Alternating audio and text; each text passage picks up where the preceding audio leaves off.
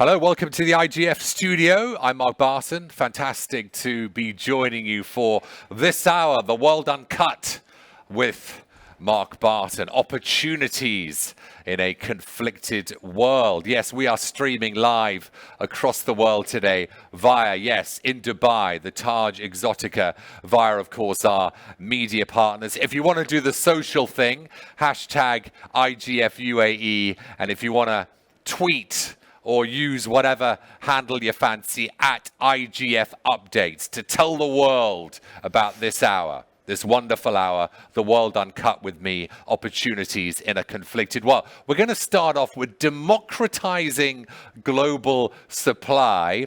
Mr. Gopal, global leader of supply chain and logistics practice at Frost & Sullivan, is here, as is Amadou Diallo, CEO of DHL Global Forwarding, Middle East and Africa, DHL Express UAE. Gentlemen, good to see you.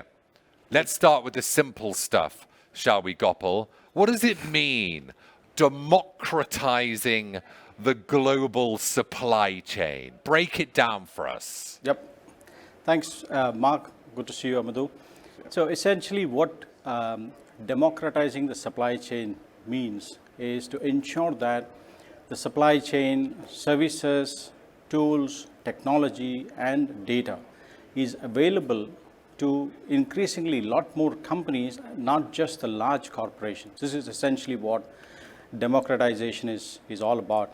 And particularly this picked up more so in a post-COVID environment because digitization, we would say that has been accelerated, by COVID. Technologies have always existed, but in a post-COVID environment, it just got accelerated. Yeah. How do you view it, Amadou? This supply chain that clearly needs to be democratized. First of all, happy to have all of you in Dubai, which is the place where everything gets democratized. For us, DHL stands for a purpose that is called connecting people, improving lives, and that is extremely valid in our own region because we have roughly around 1.6 billion people living in the region here, in Middle East and Africa region. And you have a lot of underprivileged, not yet included entrepreneurs that are operating in most of our countries. Yeah. You go to Ethiopia, you go to Tanzania, Madagascar, and all of these places. And therefore, for us, democratizing supply chain means giving access to millions of entrepreneurs that have been disconsidered or disregarded so far to be able to participate in global trade. It means giving a lot of countries access for them to be able to build up logistics infrastructure like you have now seen in Egypt, in Somaliland, in Angola, in Dakar, in many different places. But more so, it means making sure that opportunities that were just anchored in Asia, that they are slowly moving towards all of those countries. So, you used to have 72% of all of our clothes coming from places like China.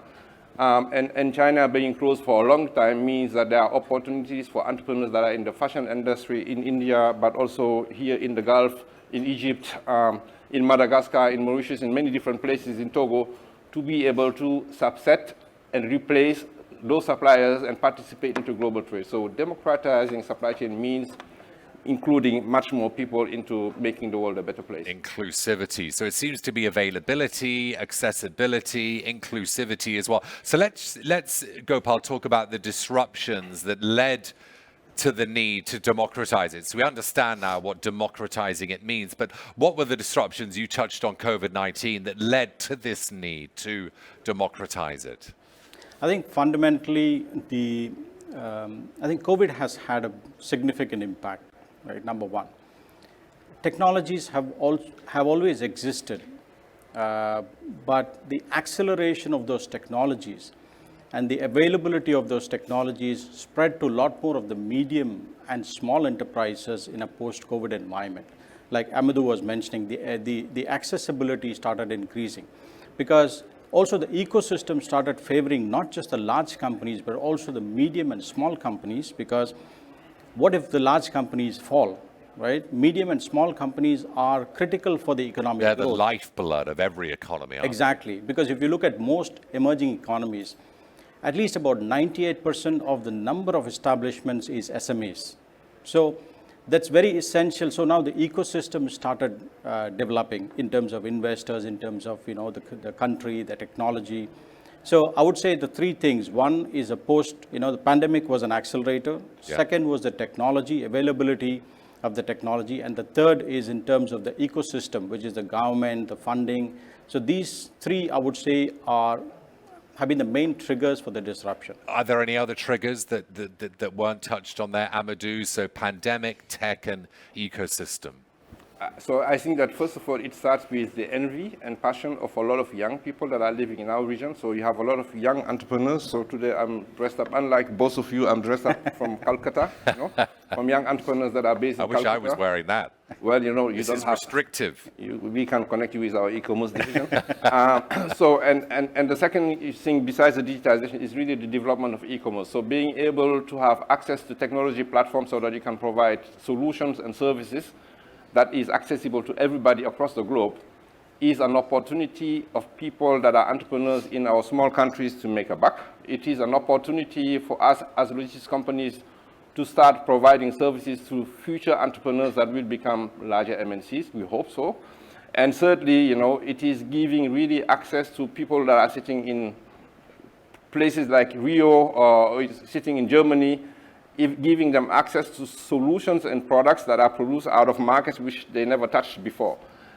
So first of all, it is exotic for them because they're getting into some innovative products. Secondly, I call it, in our region, it is hot and spicy. It is less fade, than if you're ordering from the same suppliers all the time, because then you don't have a lot of changes.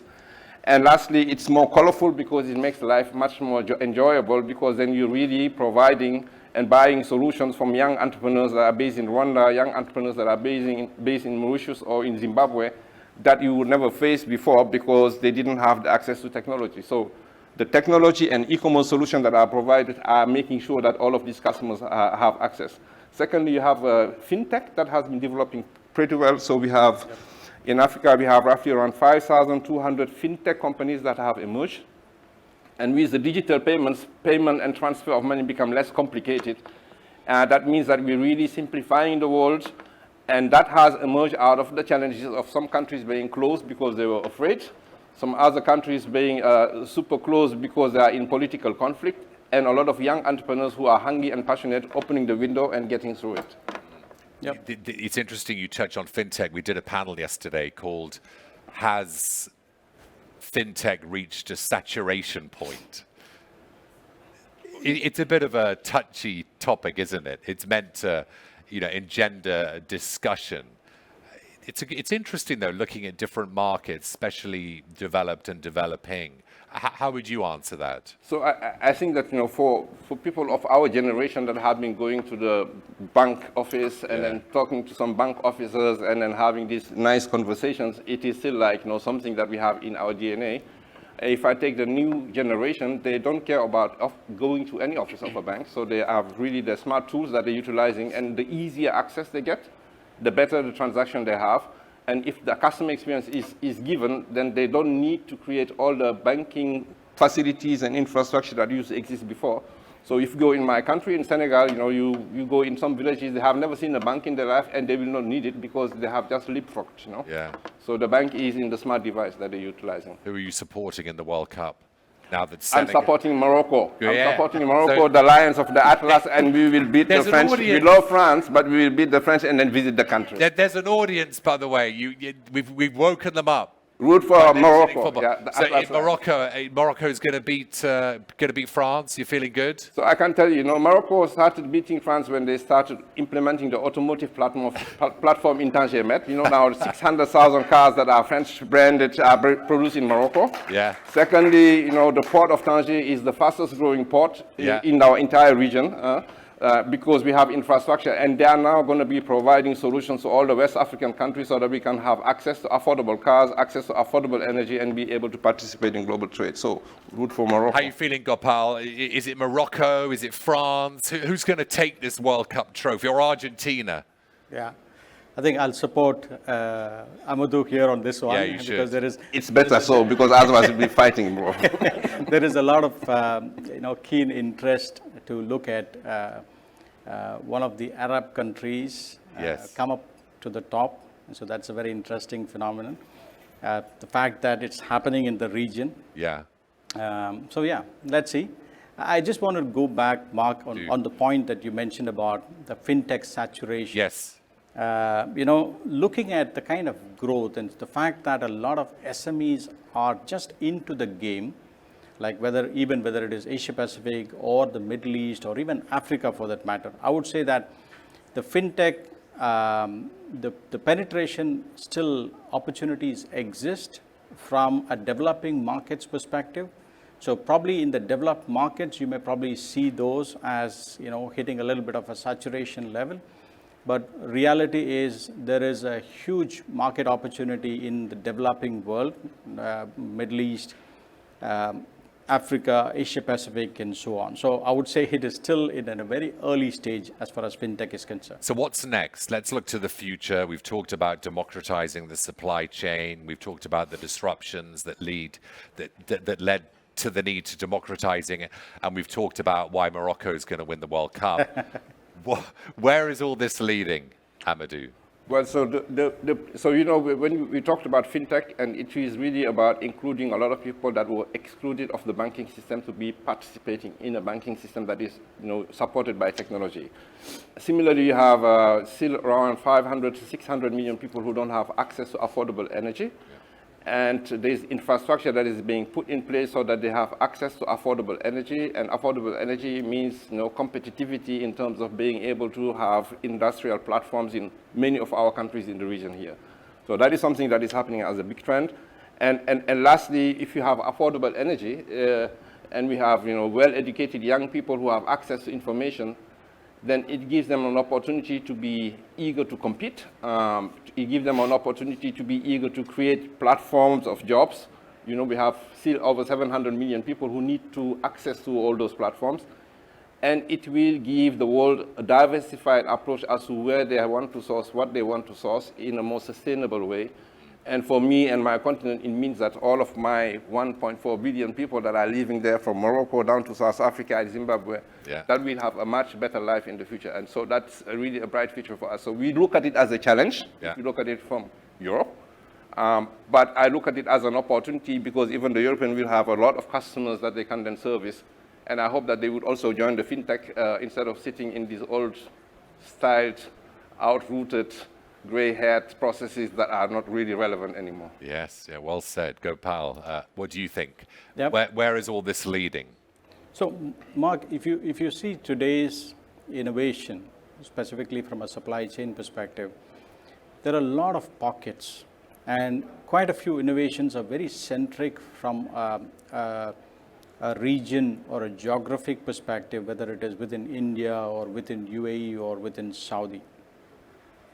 People are looking at the inefficiencies and then creating a small solution out of it. Technology is coming in handy. The cost of technology is low. The cost of subscription is low consequently, and so on and so forth. But when you start to look at this, plot this over a period of 3 to 5 years, you will start seeing that people are not building economies of scale.